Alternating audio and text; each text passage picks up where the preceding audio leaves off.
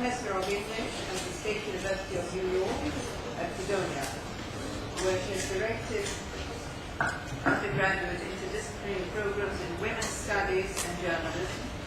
The most recent publications address contemporary philosophy in the context of journalism, as well as the work of Virginia Woolf. And Professor McVicker will be speaking to us on reimagining the political subjectivity of youth, a view from First, I want to thank my friend and colleague, Professor Marinelli, who organized this session and invited me to be part of it, and I'm extremely grateful to him. I'm extremely grateful and sincerely, I'm speechless actually, being here. I want to thank the Symposium organizers and Dr. Lucia for allowing me to be here. It's been a great privilege and honor to share these days with you as you continue to articulate what has happened in Egypt and what is going on today and how all of these events will play forward. So I feel very privileged and very grateful. Thank you. That American young people today are generally apolitical has become a commonplace in the U.S. mainstream media. They don't read newspapers. They take little interest in traditional political activities such as registering to vote, voting in regular elections, especially state and local elections, despite a spike in their affiliation with the presidential campaign of Barack Obama, or joining established political or civic organizations. Young people themselves typically use the mainstream media's terms to describe themselves: apathetic, ignorant, disinterested. This disaffection of young Americans from what has traditionally been called political activity can be explored from a number of perspectives, of course. I will offer merely one of those perspectives here and then suggest some alternative ways in which contemporary American young people can be perceived as not only politically engaged, but even capable of revolutionary activity paralleling that of young people across the globe, particularly in the Arab world. My focus will be on the relation between subjectivity and media, utilizing the work of two theorists, the philosopher Michael Harf and the political scientist Edward P. Morgan. Morgan's critique of the U.S. mainstream media's construction of the political activity of youth in the 1960s, and especially his critique of the legacy of the 1960s in the American political imagination from the 1980s to the present moment, supplies my own point of departure. As he writes, and this is a quote, "The same two forces that have shaped public memory of the 1960s, ideological backlash and consumer-driven media, also played a significant role during the 1960s, influencing that era's trajectory in ways that helped to restore the hegemony of consumer-driven capitalism while eroding democratic culture," end quote. In other words, the media's initial reporting of those events of the 1960s, I mean the upheaval over civil rights, women's rights, and the Vietnam War that delegitimized institutional discourses and practices across the whole spectrum of American society, has continued to marginalize, misrepresent, and ultimately contain the revolutionary potential of those movements in public memory. For the generations who've grown up after the 1960s, the public recollection of what those movements signified then and now has been subjected to the same two forces that worked to contain them originally.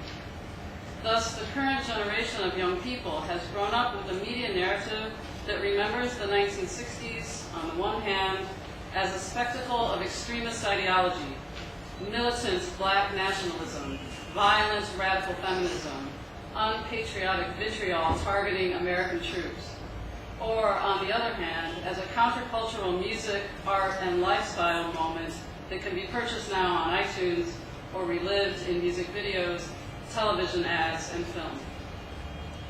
In the meantime, political engagement became expressive, personal, identity-driven, and mostly exercised through symbolic action. Affective empowerment, a term coined by Lawrence Grossberg, sums up the post-60s experience of young people relatively well. It suggests that the political subjectivity of young people increasingly came to be understood not as direct engagement with institutional practices and discourses, but as alienated subjectivity, increasingly purchased through association with brands, products, and image. Morgan characterizes it this way, I quote, "What passes for political discourse within market-dominated neoliberalism is really the devolution of society into fragmented enclaves of like-minded individuals whose beliefs about others, unlike themselves, continue to rigidify into self and isolation-sustaining mythologies," end quote. He posits the mainstream media as responsible for this. I think he's right. But something has happened over the past several years, something that I want to call a shift in young people's political subjectivity that is allowing them to begin redefining what political engagement can look like, how it can take shape, what it might accomplish.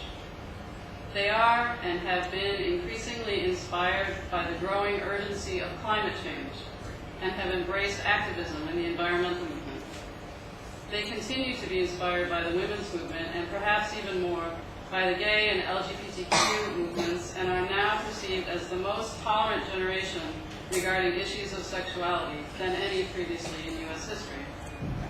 For many, the youth protests associated with the Arab Spring had the force of cutting through the dominant U.S. discursive frame of terrorism, if only momentarily. But for most of them, the increasing economic disparity on display in their own cities, towns, and families has begun to move them into rethinking what it means to be political. Their disaffection with the political party system notwithstanding, young people have watched their parents lose their jobs and homes, as well as their sense of dignity and worth.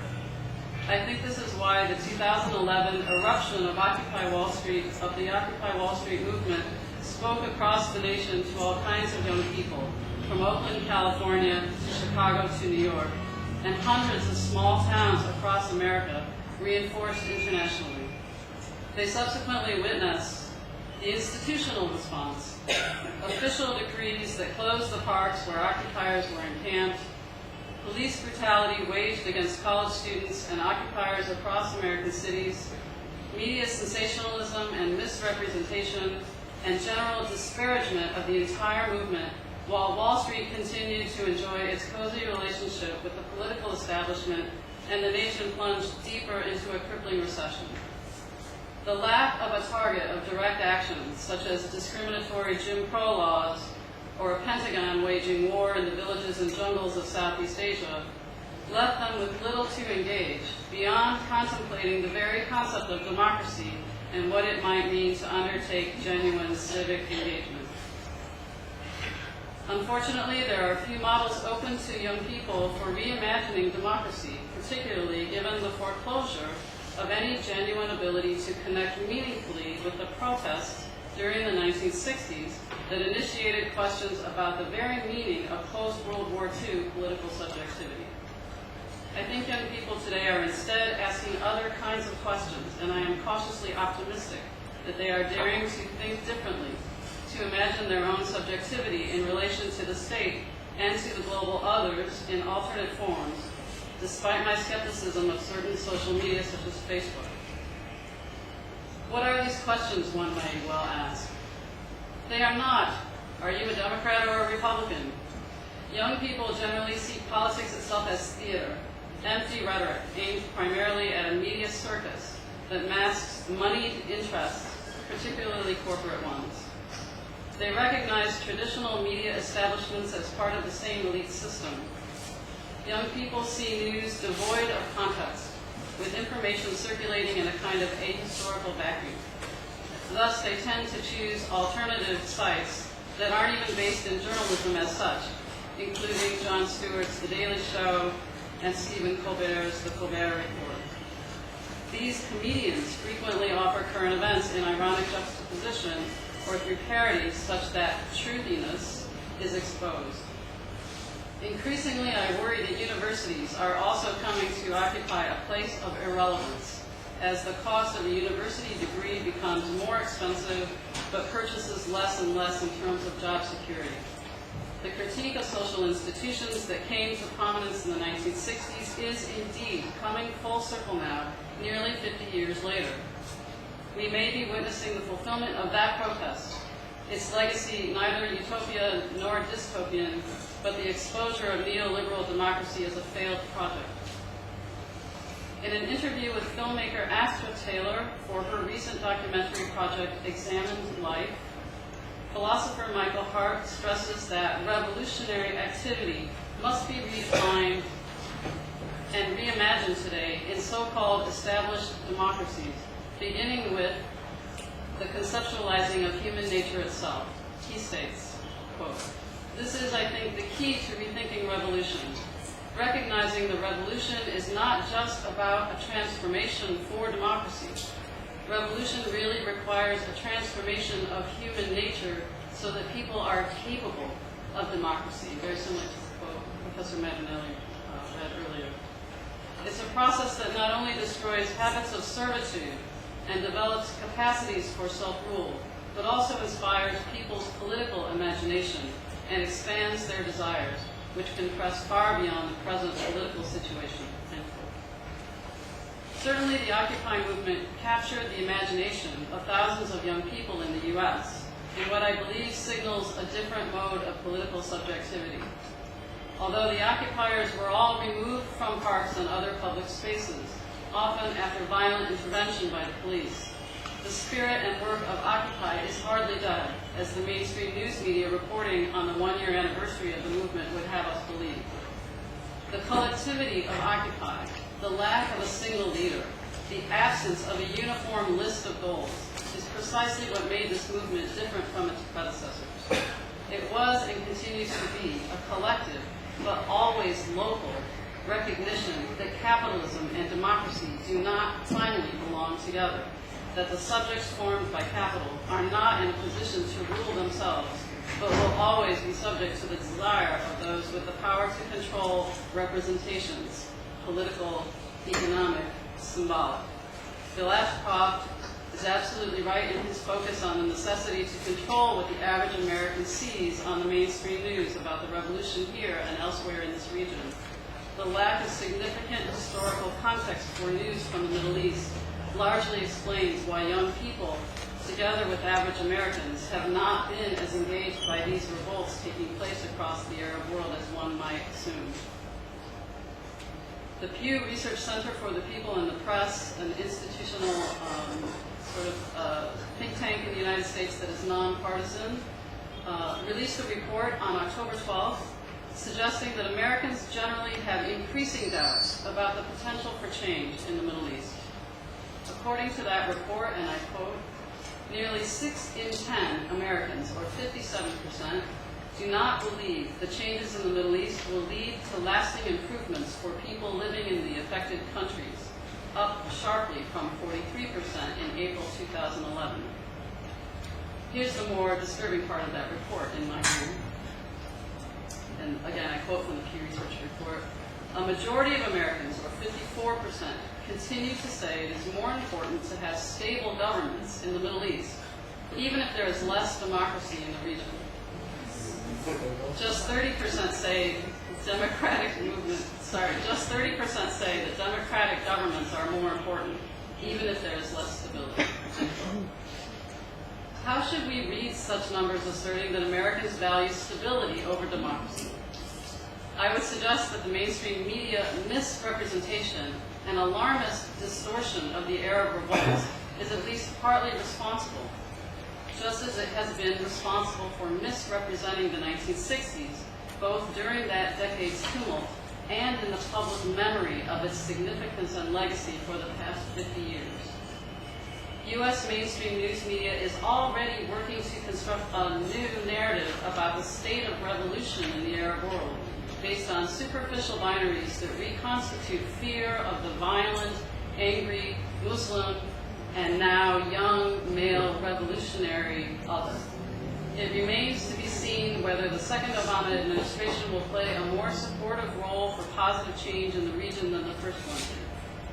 What is already clear is how the media continues to foster a kind of human nature in Michael Hart's terms. I prefer the term subjectivity to that, but I think we're both talking about the same thing, that is tied to the exceptionalist institutional structures that emerged at the end of the Second World War. And I would suggest that this form of human nature, or subjectivity, is finally reaching its limit. Young people today, thanks to the unprecedented access to information and human interaction made possible by social media and the internet, are poised to imagine a different kind of subjectivity, one that can move beyond the traditional left's definition of subjectivity as practices of resistance alone. As Michael Hart characterizes it, following Hannah Arendt, as May Talmasani did as well in her compelling talk yesterday, every modern revolution has to be aimed at freedom. Hart writes, and I quote, "One has to think about the possibility of revolution and develop practices that would constitute revolution by transforming human nature so that people are able to rule themselves without masters," end quote. And I would add, without master narratives tied to entrenched institutional practices and discourses. Young people today are already expert in producing social relationships, the terrain that Michael Hart characterizes as the space for reimagining and actually training in democracy. In rethinking how social relationships have begun to prioritize the collective experience, such as crowdsourcing, YouTube, and Twitter, one can see the emergence of subjectivities no longer tied in the same way between the individual and the employer, the city, or the nation. Subjectivity is a very different thing for a 15-year-old today for many reasons, including the role of technology in producing it. And rethinking the kinds of social institutions that can foster such collective notions of subjectivity presents a very important kind of optimism in the future of youth, both in the United States and across the planet. Thank you.